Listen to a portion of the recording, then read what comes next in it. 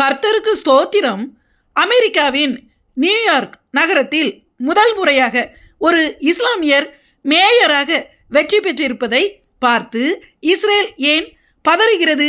அமெரிக்காவில் படிப்படியாக நடக்கிற மாற்றங்களால் இஸ்ரேல் முழுமையாக தனித்து விடப்படக்கூடிய நிலை ஏற்படுகிறதா என்பதையும், இஸ்ரேல் தனிமையாக்கப்பட்டால் அடுத்து நடக்கக்கூடிய சம்பவங்கள் என்ன, இதற்கும் இயேசுவின் ரகசிய வருகைக்கும் என்ன சம்பந்தம் இருக்கிறது என்பதையும் குறித்து இந்த பதிவில் பார்ப்போம். அமெரிக்காவின் இரண்டாவது மிகப்பெரிய நகரமாகிய நியூயார்க் நகரத்தில் தற்போது அமெரிக்க வரலாற்றில் முதல் முறையாக ஒரு இஸ்லாமியராகிய ஜோரன் மம்தானி என்பவர் மேயராக தேர்ந்தெடுக்கப்பட்டிருக்கிறார். இவர் இந்தியாவை சேர்ந்தவர் என்று இங்குள்ள அநேக இஸ்லாமியர்கள் கொண்டாடுகிறார்கள். ஆனால் அவர் இந்தியாவை சேர்ந்தவர் கிடையாது என்பதுதான் உண்மை. ஜோரன் மம்தானி என்பவர் உகாண்டா நாட்டை சேர்ந்தவர். உகாண்டாவில் பிறந்தவர். அவருடைய தாய் தகப்பனும் அவரும் இஸ்லாமிய அகதிகளாக அமெரிக்காவில் நுழைந்தவர்கள். சில வருஷங்களுக்கு, அதாவது 7 வருஷங்களுக்கு முன்புதான் அமெரிக்க குடியுரிமையையே அவர் பெற்றிருக்கிறார். இப்போது அவருக்கு 34 வயது. அவருடைய தாய் இந்தியாவின் பஞ்சாப் மாநிலத்தை சேர்ந்தவர் என்றும், ஆனால் பல வருஷங்களுக்கு முன்பே உகாண்டாவிற்கு போய்விட்டதாகவும் கூறப்படுகிறது.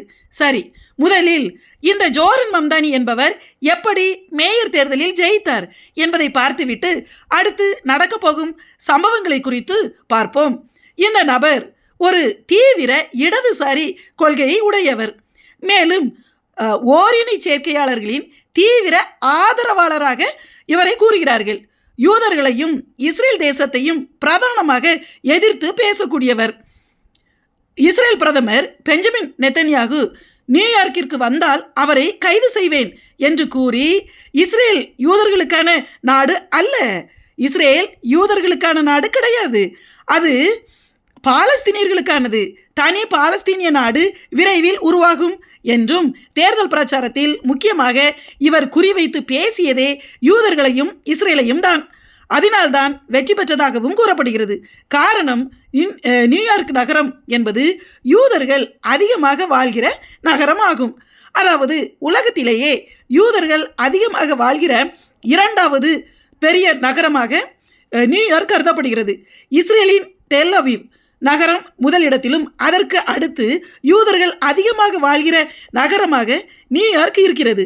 நியூயார்க்கில் இருக்கிற யூதர்களில் அநேகர் பெரும் பணக்காரர்களாக இருக்கிறார்கள். நியூயார்க் நகரத்தின் மக்கள் தொகையில் 11% யூதர்களும் 51% கிறிஸ்தவர்களும் மற்றவர்கள் எல்லோருமே வேறு நாடுகளிலிருந்து அகதிகளாக வந்தேறிய இஸ்லாமியர்களாக பெரும்பாலும் இருப்பதாக கூறப்படுகிறது. இந்தியா போன்ற ஆசிய நாடுகளிலும் இருந்து போனவர்களும் அங்கே வசிக்கிறார்கள். யூதர்கள் அங்கே செல்வாக்கு மிக்கவர்களாக இருப்பதால் காவல்துறையிலும் பலர் மேல் அதிகாரிகளாகவும் இருக்கிறார்கள். இதனால் இந்த மம்தானி என்பவர் தனது தேர்தல் பிரச்சாரத்திலேயே நியூயார்க் நகரத்தின் நமது இஸ்லாமிய மக்கள் இங்குள்ள யூத காவல்துறையாகிய இஸ்ரேல் இராணுவத்தால் கொடுமைப்படுத்தப்படுகிறது என்றுதான் பிரச்சாரம் செய்தார். நியூயார்க் நகரத்தின் மக்கள் தொகை 90 லட்சம் பேர் ஆகும். ஆனால் அவர்களில் 60% மக்கள் ஓட்டு போடவே செல்லவில்லை என்றும் 40%க்கும் குறைவான மக்களே இந்த மேயர் தேர்தலில் வாக்களித்ததாகவும் கூறப்படுகிறது. அதாவது பெரும்பாலான கிறிஸ்தவர்களும் யூதர்களும் ஓட்டு போடவே செல்லவில்லை. ஆனால் அகதிகளாக வந்து அமெரிக்க குடியுரிமை பெற்றிருந்த எல்லோருமே வாக்களித்ததாகவும் அவர்கள் எல்லோருமே ஜோரன் மம்தானிக்கு வாக்களித்ததாகவும் கூறப்படுகிறது. மேலும் ஏற்கனவே மேயராக இருந்தவருக்கு போட்டியிட அந்த கட்சி அனுமதி கொடுக்காமல் வேறு ஒருவருக்கு வாய்ப்பு கொடுத்ததால் அந்த பழைய மேயர் சுயேட்சையாக தனியாக போட்டியிட்டு பெரிய அளவில் கிறிஸ்தவ யூத வாக்குகளை பிரித்து விட்டதாலேயே இந்த மம்தானி ஜெயித்ததாக சொல்கிறார்கள். மொத்தமுள்ள 90 லட்சம் வாக்காளர்களில் மம்தானி வெறும் 10 லட்சம் சம்திங் வாக்குகள் தான் பெற்று வெற்றி பெற்றிருக்கிறார். காரணம், 60% மக்கள் ஓட்டு போடவில்லை. போட்டவர்களிலும் கணிசமான வாக்குகளை பழைய மேயர் தனியாக நின்று பிரித்திருக்கிறார். அகதிகளாக வேறு நாடுகளில் இருந்து வந்து அமெரிக்க குடியுரிமை பெற்ற இஸ்லாமியர்கள் எல்லோருமே மம்தானிக்கு மொத்தமாக தங்கள் ஓட்டுகளை போட்டிருக்கிறார்கள். மேலும் தற்போது ட்ரம்பின் சில தவறான பொருளாதார நிர்வாகத்தினால் அமெரிக்கா முழுவதுமே பொருளாதார சீர்கேடு ஏற்பட்டிருக்கிறது. அரசாங்க வேலை பார்ப்பவர்களுக்கு சம்பளம் கொடுக்க முடியாமல் சம்பளத்தை நிறுத்தி வைக்கும் அளவிற்கு அமெரிக்கா வீழ்ச்சியடைந்து விட்டது. இதை பயன்படுத்தி இந்த மம்தானி என்பவர் ஒரு பக்கம் யூத எதிர்ப்பு பிரச்சாரம், இன்னொரு பக்கம் தான் மேயராக வந்தால் இலவசமாக பேருந்துகளில் எல்லோரும் பயணம் செய்யலாம், 5 வருஷங்களுக்குள் நியூயார்க்கில் 30 லட்சம் வீடுகள் கட்டி ஏழைகளுக்கு குறைந்த வாடகையில் கொடுக்கப்படும், குழந்தைகளுக்கு 6 வயது வரை எல்லாமே இலவசமாக நியூயார்க் அரசாங்கமே பார்த்து கொள்ளும், சூப்பர் மார்க்கெட்டுகளில் இனி எங்கள் அரசாங்கம் நிர்வாகத்தில் எடுத்து எல்லா பொருட்களும் மானியம் கொடுக்கப்படும், அகதிகளாக வருபவர்களுக்கு எளிதில் நியூயார்க்கில் வந்து குடியேற வழிவகுக்கப்படும். இதற்கெல்லாம் பணம் செலவழிப்பதற்கு நியூயார்க்கில் உள்ள பெரும் பணக்காரர்களுக்கு அதிக வரி விதிக்கப்பட்டு அவர்களுடைய பணத்தை எடுத்து இங்குள்ள ஏழைகளுக்கு இப்படி எல்லா சலுகைகளையும் செய்யப்படும் என்று பிரச்சாரம் செய்தார். அங்கு ஏழைகளாக அதாவது அங்குள்ள ஏழைகளாக வீடுகள் இல்லாமல் இருப்பவர்கள் யார் தெரியுமா? வெளியே இருந்து வேறு நாடுகளிலிருந்து அதிகமாக அமெரிக்காவுக்குள் இல்லீகலாக குடியேறியவர்கள் தான் இப்படிப்பட்ட ஏழைகளாக அங்கே இருக்கிறார்கள். அங்குள்ள பெரும் பணக்காரர்கள் யார் என்றால் பெரும்பாலும் யூதர்கள், அதற்கு அடுத்து கிறிஸ்தவர்கள். இவர்கள் ஓட்டு போட போகவே இல்லை. அதன் விளைவுதான் இப்போது அந்த நபர் மேயராக தேர்ந்தெடுக்கப்பட்டிருக்கிறார். மேலும் அமெரிக்க அதிபரின் புதிய பொருளாதார கொள்கையால் ட்ரம்புக்கு எதிரான கிறிஸ்தவர்களும் கூட மம்தானியின் இலவச அறிவிப்புகளை நம்பி அவருக்கு வாக்களித்திருப்பதாக கூறப்படுகிறது. அதன் பலனை விரைவில் கிறிஸ்தவர்களும் யூதர்களும் நியூயார்க்கில் மோசமாக அனுபவிப்பார்கள் என நம்பப்படுகிறது. அவர் அறிவித்திருக்கிற இலவச திட்டங்களை ஒருபோதும் யாராலும் நிறைவேற்றவே முடியாத அறிவிப்புகள் என்றும் தேர்தலில் ஜெயிப்பதற்காக இப்படி போலியாக முடியாத திட்டங்களை அறிவித்ததை நம்பி அங்குள்ள கிறிஸ்தவர்கள் கூட ஏமாந்து அவருக்கு வாக்களித்திருக்கிறார்கள் என பேசப்படுகிறது. ட்ரம்ப் கடும் கோபத்தில் இருக்கிறார். இப்போது இனி நியூயார்க் மாநிலத்திற்கு எந்த நிதியும் தர முடியாது என கூறுகிறார். இனி கிறிஸ்தவர்களுக்கு நியூயார்க்கில் பாதுகாப்பு இல்லை என்றும் அவர் கூறுகிறார். மேலும் 6 வயது வரை ஏழை குழந்தைகள் எல்லோரையும் நியூயார்க்கில் இலவசமாக அரசாங்கமே எல்லா பொறுப்புகளையும் ஏற்றுக்கொள்ளும் என்று மம்தானி கூறியிருப்பதால் அங்கே இன்னும் அதிகமாக இஸ்லாமியர்களின் பிறப்பு விகிதத்தை அதிகரிப்பார்கள் என்றும் இப்போது நியூயார்க்கில் ஆரம்பித்திருக்கிற இந்த தொடக்கமானது இனி அமெரிக்காவின் மற்ற மாநிலங்களிலும் மிக வேகமாக இஸ்லாமியர்கள் ஆட்சியை கைப்பற்றி வெள்ளை மாளிகை வரை கைப்பற்றுவார்கள் என உலகம் முழுவதிலும் உள்ள எல்லா இஸ்லாமியர்களும் பெரும் கொண்டாட்டத்தில் இருக்கிறார்கள். மேலும் அந்த மம்தானி என்பவர் தான் ஒரு இஸ்லாமியன் என்று கூறி அரபு மொழியில்தான் வெற்றி உரையையே பேசியதாகவும் சொல்லப்படுகிறது. ஆனாலும் இந்த மம்தானி என்கிற நபரால் அமெரிக்க ஜனாதிபதி வேட்பாளராக போட்டியிடவே முடியாது, அமெரிக்க ஜனாதிபதியாக ஆகவும் முடியாது. காரணம், அமெரிக்க அரசியலமைப்பு சட்டத்தின்படி அமெரிக்க ஜனாதிபதி பதவிக்காக போட்டியிடுபவர் அமெரிக்காவில் பிறந்திருக்க வேண்டும். அதாவது பிறக்கும் போதே அமெரிக்க குடிமகனாக பிறந்திருக்க வேண்டும்.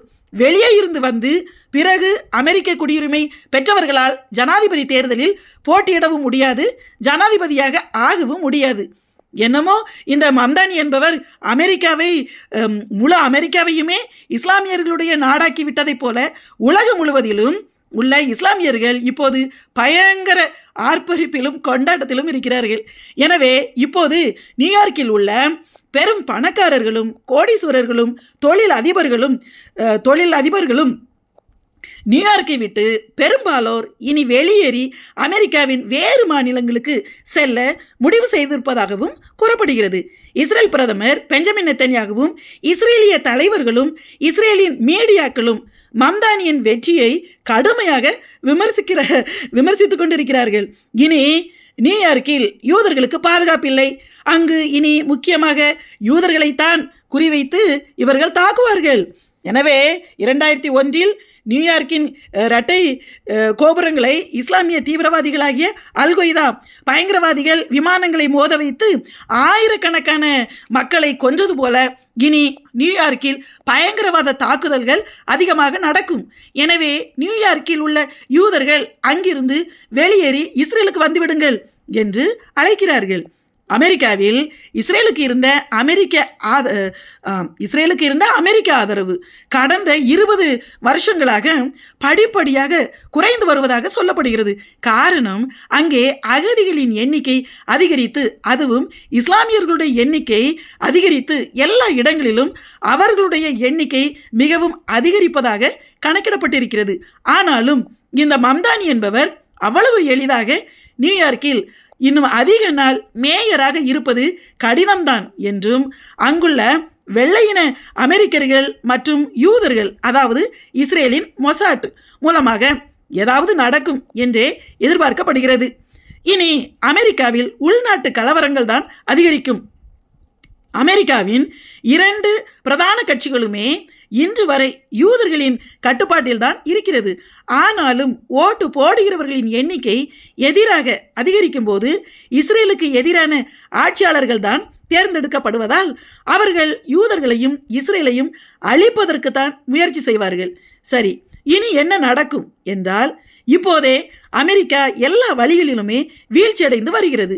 இப்போது இஸ்ரேலுக்கு அமெரிக்கா மட்டுமே உலகத்தில் முழு ஆதரவாக இருக்கிறது. இஸ்ரேல் மிகவும் குட்டி நாடு. அமெரிக்கா தான் இஸ்ரேலுக்கு எல்லா விதத்திலும் ஆயுதங்களிலிருந்து, நிதி உதவிகளிலிருந்து, ஐநா சபையில் கூட தனது வீட்டோ அதிகாரத்தை பயன்படுத்தி அமெரிக்கா தான் இஸ்ரேலுக்கு எதிரான எல்லா நாடுகளின் தீர்மானங்களையும் தனி பாலஸ்தீனம் உருவாவதை தடுத்து வைத்திருக்கிறது. இப்போது ட்ரம்ப் கட்சி தீவிர வலதுசாரி கட்சி. 100% இஸ்ரேலுக்கு தான் ஆதரவு. ட்ரம்ப் ஆட்சியில் இருக்கும் வரை அமெரிக்கா இஸ்ரேலுக்கு எல்லா விதத்திலும் ஆதரவாக இருக்கும். ஆனால் ட்ரம்பின் செல்வாக்கு பல அரசியல் பொருளாதார கொள்கையால் இப்போதே அமெரிக்காவில் குறைந்து வருவதாக கூறப்படுகிறது. அடுத்த அமெரிக்க எலெக்ஷனில் ட்ரம்ப் வருவது கடினமாக இருக்கும் பட்சத்தில் இப்போதைய சூழ்நிலையை வைத்து பார்க்கும்போது இடதுசாரியினர் தான் ஆட்சிக்கு வருவார்கள். இடதுசாரி கட்சியிலும், அதாவது எதிர்கட்சியிலும், தற்போதைய எதிர்கட்சியிலும் அமெரிக்க யூதர்கள் தான் ஆதிக்கம் செலுத்துவதாக தற்போது கூறப்பட்டாலும் தேர்ந்தெடுக்கப்படுகிறவர்கள் இஸ்லாமியர்களாக இருக்கும் பட்சத்தில் அமெரிக்கா தற்போது இஸ்ரேலுக்கு கொடுக்கிற எல்லா ஆதரவையும் நிறுத்திவிடும் என்பதே உண்மை. இஸ்ரேலுக்கு நேர் விரோதியாக அமெரிக்கா மாறினாலும் கூட ஆச்சரியப்பட முடியாது. இப்போது ஐரோப்பிய நாடுகள் எப்படி இஸ்ரேலுக்கு எதிராக மாறியதோ அதே முடிவில்தான் அமெரிக்காவும் விரைவில் வரும். அதாவது இஸ்ரேலுக்கு ஆதரவாக இருந்த பெரிய வல்லரசு நாடாகிய அமெரிக்காவினால் இஸ்ரேல் முழுமையாக கைவிடப்பட்டு முற்றிலும் தனிமைப்படுத்தப்படும்.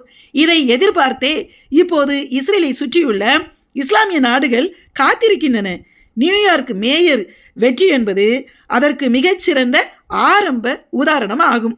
இஸ்ரேலுக்கு உலகத்தின் எந்த நாட்டின் ஆதரவும் கிடையாமல் போகும் சமயத்தில் பரிசுத்த வேதாகமத்தில் எழுதப்பட்டிருக்கிறபடி ரஷ்யா என்கிற மிகப்பெரிய வல்லரசு நாட்டின் தலைமையில் ஈரான், துருக்கி, சிரியா, ஈராக், இன்னும் பல எல்லா இஸ்லாமிய நாடுகளும் ஆப்பிரிக்க நாடுகளும் திடீரென கார்மேகம் போல இஸ்ரேலுக்கு விரோதமாக வந்து இஸ்ரேலை சூழ்ந்து மூடிவிடுவார்கள். இஸ்ரேல் மிகச்சிறிய குட்டி நாடு. இஸ்ரேலால் அப்போது எதுவுமே செய்ய முடியாது. தப்பித்து கொள்ள எந்த வழியும் இருக்காது. அமெரிக்காவும் இஸ்ரேலை முற்றிலுமாக கைவிடப்பட்டு விட்டது.